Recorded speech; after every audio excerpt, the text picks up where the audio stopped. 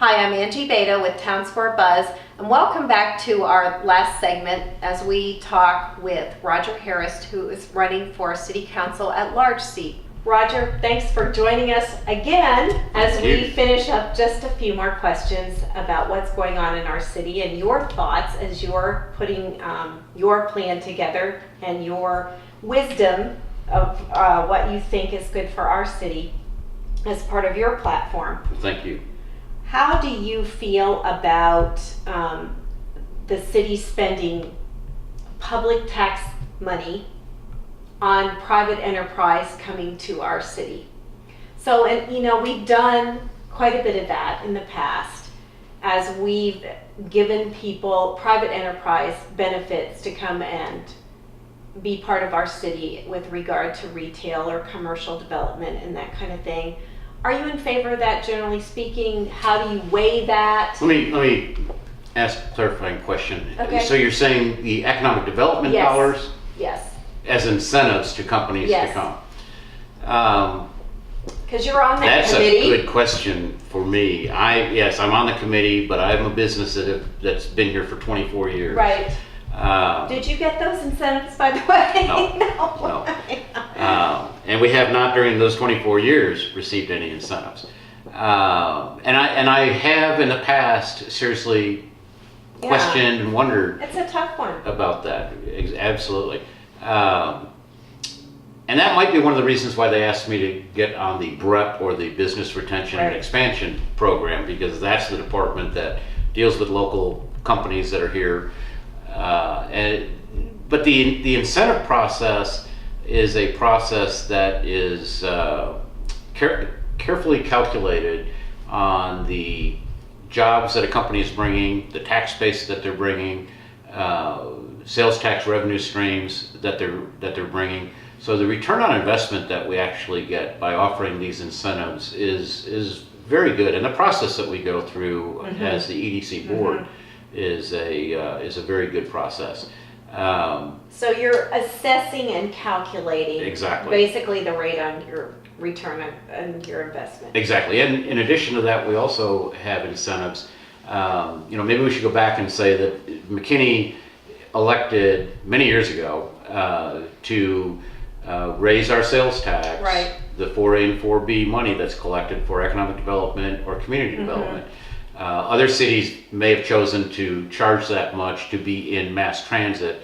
McKinney elected to use that tax money, economic development and community development. So from that standpoint, that money is earmarked for that. It was voted in to do that, and the Economic Development Board does a very good job hearing presentations, weighing the benefits, looking at what it is that we're talking about bringing into the city, or maintaining an employer. Right. Through the advocacy committee, we met with an employer the other day that is part of a very large corporation that has some operational issues, and I'm looking at, along with the BREP department, looking at what we can do to assist this company that also has the possibilities of adding to the capacity and adding employment. And that all speaks back to the discussion that we've had earlier about tax-based creation. I mean, we've got to get jobs, we've got to get taxes, we've got to get sales tax revenues. That's what is going to be the key to us being able to afford a good quality of life for the residents in the city and lessen the tax burden on our school districts. So that being said, I went to a sustainability seminar that the city sponsored a month or so ago, and they asked the question, what does sustainability mean to our residents? And we were assigned to meet in small groups, and those individuals, it's interesting what I heard. The message was, we moved to McKinney because we like the quality of life. So don't give us any more tall buildings or retail and any more strip malls or any of that, but also reduce our taxes because our taxes are too high. How would you address that? That's another tough one. That's a good question.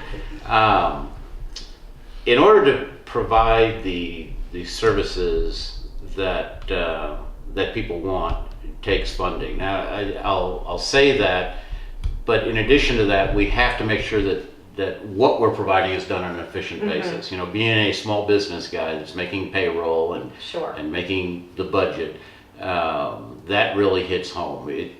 Sometimes you look at other organizations and you think, you know, they're establishing a budget and then going out and getting the money. Where a small business Right. guy, you see what your sales are and then you establish what you're able to afford.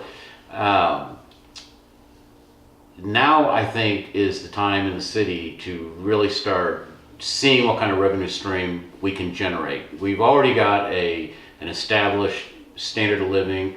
Our quality of life here is good. I mean, that's indicated by being number 5. Right. But we know, partially due to that, we're going to have more people here. Yes, we are. So we really need to be, and now's the time to plan. You know, the people and the businesses, to a certain extent, are going to be coming to this area. Now is the opportunity for us to plan where they go, how the infrastructure is put in, how you access different areas of town, and where those developments are going to take place. So it sounds like you're suggesting that a long-range plan of what our city will be like is an important piece of that. Absolutely, and we already have, I'm sure we've had several strategic plans in the aviation area. They call them airport master plans. There's strategic plans, there are comprehensive business development plans. Those constantly need to be looked at and massaged. As I mentioned earlier when we were talking about different areas of the town and how the Right. development would take place. There's an opportunity to look at more office or commercial development closer into the existing residential rather than the current commercial development that's slated to be very far north in McKinney. By the time that comes online, we're going to have so much residential Right. that we're going to continue behind the curve. You know, currently, as I mentioned in an earlier segment, the financial situation of MISD, which I think is a real good indication to everybody where we are on a tax base standpoint. Right. We're just barely able to afford what we're doing today. So we really need to take a look at what our tax base is now, what we can do to get it increasing, but yet plan what's going to be happening in the future. Because I fully expect that McKinney is going to get back to or exceed the growth rates that we've seen in the past. And with those growth rates come, yes, we get more property tax. However, we have to supply services and housing and all those things to that population that will continue to come, which gives us another issue to address as we move forward. Exactly. As a matter of fact, I'll tell you that from 2000 to 2010, MISD has gone from 12,000 to 24,000 students, and by 2016, they're projected to add another 7,000 students. So they're already projecting this increase. It's paramount to the leaders of the city council, to take a look at these projections and start looking at where the dollars are going to be coming from. And they're already doing a fantastic job of it. Sure. I mean, we've got a lot of interest. There's been a lot of people hard at work. I can't really say enough. I'm not trying to say that we've got something broken that needs to be fixed. The city staff, the economic development people, the city council, the mayor have done a superb job, probably the best the McKinney has ever seen. But I think I can add the necessary assistance, some of the expertise I've had in building companies in my career, what I know about general aviation component, to the city council to further assist the city in accomplishing these goals. Do you think we as a city are getting to the place where we will not be able to provide the, for lack of a better term, niceties that we have been able to provide because our budget will be such that we actually are forced, like many other cities in the country, to say, okay, we've got to give you fire, police, necessities, so to speak. Are we looking at that time? No, I personally, I think, and I've been exposed to some of the people on Right. the city council so Sure. far, the mayor. I think we've got an excellent group of leaders. I think they're out there with the best leadership that we've had. I think the brighter days are in front of us. Great. Okay, last question. Tell us something about you Oh, that no one else knows. Maybe Jan, but nobody else knows. Well, yeah. I told you I operate Metro Linen Service. Prior to buying that company, I sold laundry equipment. I built a company from being very, very small, kind of run by an entrepreneur, and I was his first salesperson up to a very large company, largest in the country.